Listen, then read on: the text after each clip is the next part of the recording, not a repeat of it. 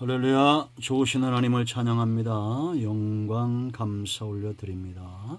여러분 모두를 예수님의 이름으로 축복합니다.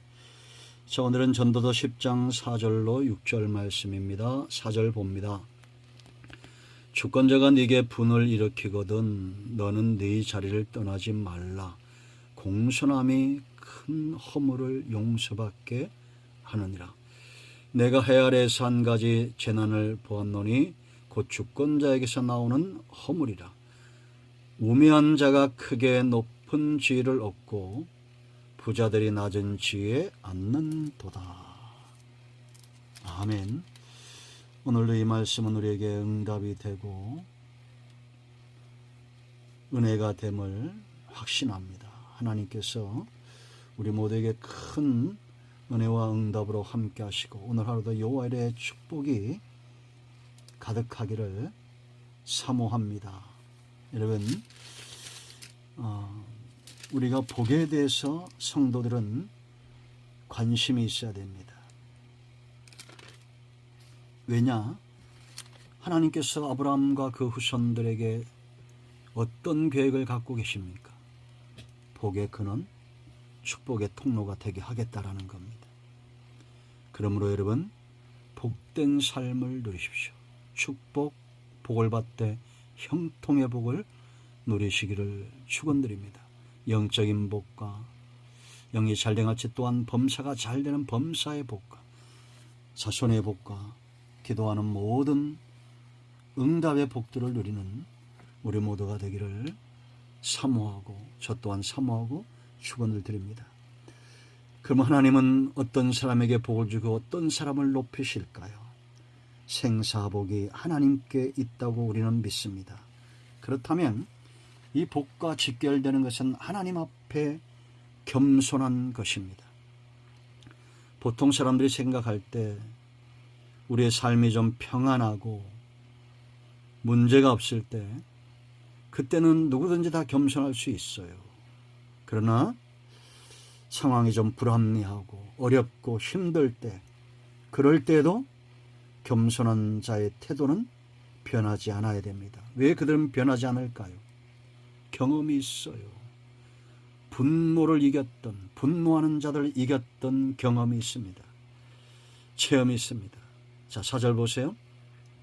주권자가 네게 분을 일으키거든. 이 주권자는 왕이죠. 나보다 높은 위치에 있는 자들입니다. 불합리하게 분을 일으킨다는 겁니다.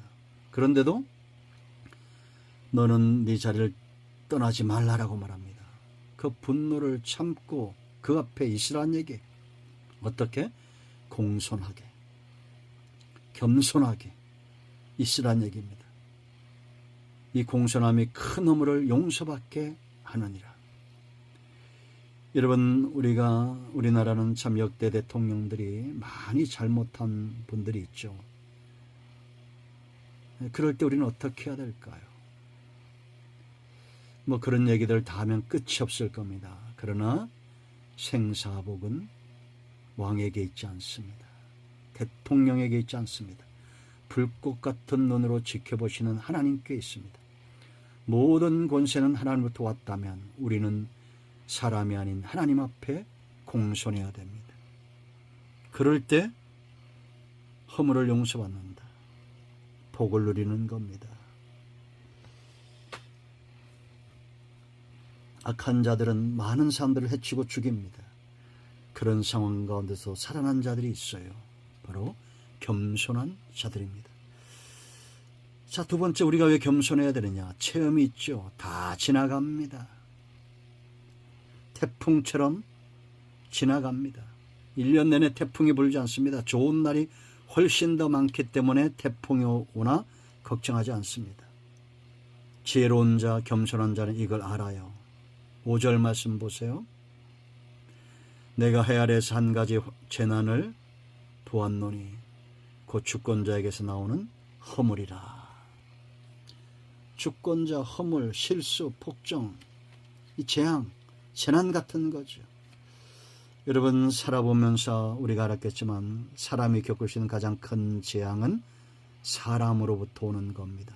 천재지변도 아니고 사람이 재앙이 될 때, 저 북한, 러시아 보세요 여러분. 얼마나 지금 재앙 속에 있습니까? 공산권에 있는 나라들, 이슬람권에 있는 나라들, 사람이 재앙이잖아요.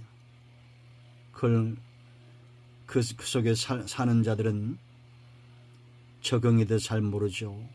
그런 한류 열풍이 불고 새로운 바람이 들어가고 저들의 눈과 귀를 가릴 수 없는 그만큼 발전된 시대 속에 있습니다. 사람이 재앙인 것을 저들도 알 것입니다. 이런 지나가는 사람들입니다. 다 지나갑니다. 50, 60 다 지나갔습니다. 김일성, 김정일 다 지나갔습니다. 김정은의 시대는 영원할 거라고 믿는 사람 누가 있겠어요? 안상홍 죽었습니다. 이만희도 죽을 겁니다. 문선명도 죽었습니다. 한학자도 죽을 거예요. 사람이 재앙이죠. 우리의 영을 흐리게 하는 자들.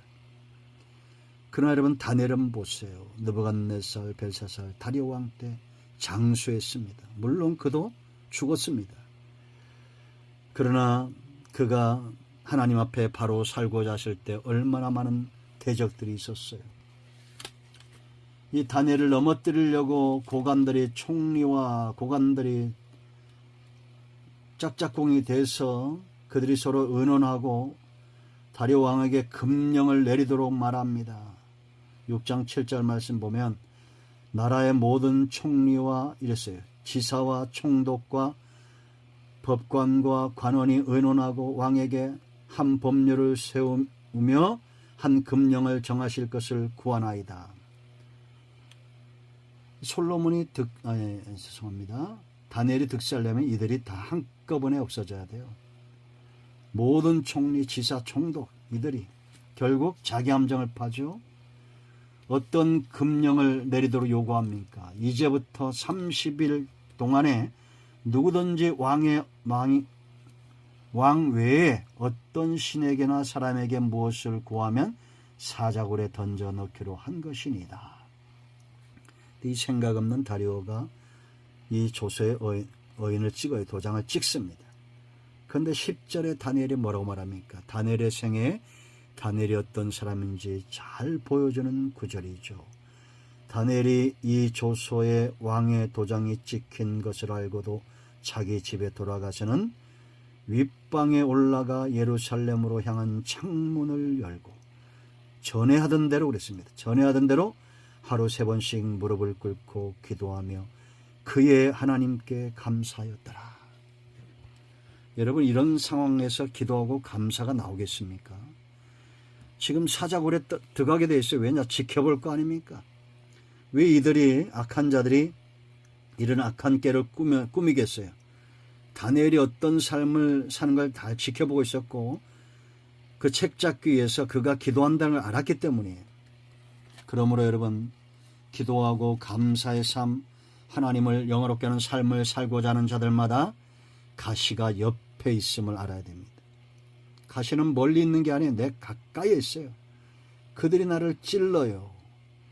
그런데도 다니엘은 적들에게 무릎 꿇지 않고 하나님 앞에 무릎을 꿇습니다. 이게 겸손이에요. 재앙이 빨리 지나가게 하는 방법입니다. 여러분, 다니엘의 생에 이들이 이렇게 전부 모든 총리며 고관들이 다 싸잡아서 하나 되어 이렇게 반대하지 않았으면 어떻게 이들을 한꺼번에 사자굴 속에 던지겠습니까? 이방의 악한 자들을. 다니엘이 등용됩니다. 결국 그 사자굴에 죽는 자는 누구예요? 다니엘의 적들이죠. 그러므로 여러분, 우리는 겸손해야 됩니다. 재난은 지나갑니다. 폭풍처럼 지나갑니다. 세 번째 중요한 것은 하나님은 절대 실수가 없다는 얘기입니다.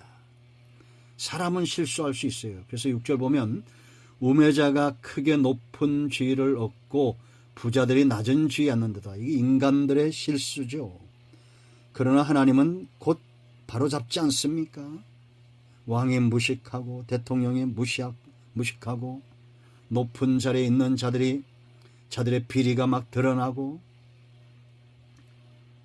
정말 똑똑한 자들은 낮은 지에 가서 처하게 되고 의로운 자들이 낮은 자리에 있고 그러나 하나님은 이 모든 것을 바로잡았다는 것을 역사와 성경이 보여주고 있습니다. 하나님이 높이셔요. 그러므로 여러분, 풍랑이 드세다고 해서 낙심하지 마세요. 우리는 하나님 앞에 겸손해야 됩니다.